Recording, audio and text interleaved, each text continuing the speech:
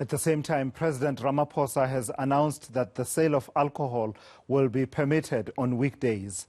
eNCA's Ronald Masinda is out in Cape Town getting reaction from the wine industry. And Ronald, so the various sectors from, the beer brewers and other sectors, spirits and others in the alcohol sector have been crying really about, the impact of the intermittent trading hours, adjustment of the trading hours. What's the reaction from the wine industry following the move to lockdown level 2? Well, to us, in as much as the wine industry is happy with the move to level 2, the concern really is when will South Africa step out of the lockdowns, because there's a lot of uncertainty around whether or not the wine industry and other industries who are affected might move to harder lockdowns. What will it mean for such industries? And the last time I did a report on the wine industry, it was back in May, where the wine industry had said that they had suffered financial losses of around 8.5 billion rand.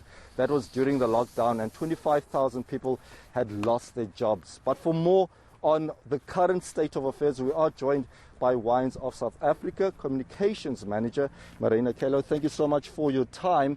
In terms of the President's announcement, how has the wine industry received it? I think the wine industry as a whole is happy for the move to level 2 and the extended retail hours. We are, however, already allowed to operate on our normal licensing timeline, so we can open our wineries over weekends and serve alcohol and sell alcohol, and wine tourism activities can continue at those period. The issue, however, is why is the retail still going on this prolonged extension of the sales ban over weekends? We would love to hear reasoning behind this extension because it simply doesn't make sense. I think consumers have got into a process and a routine of purchasing their alcohol in advance of the weekend so they can prepare themselves for it. It simply doesn't make sense for us right now. Marina, in terms of the supply chain that usually works with the wine industry, in terms of the hospitality industry, how's things there? I think the hospitality sector is really sighing a huge sigh of relief that they can now at least serve alcohol until 10 p.m. at night.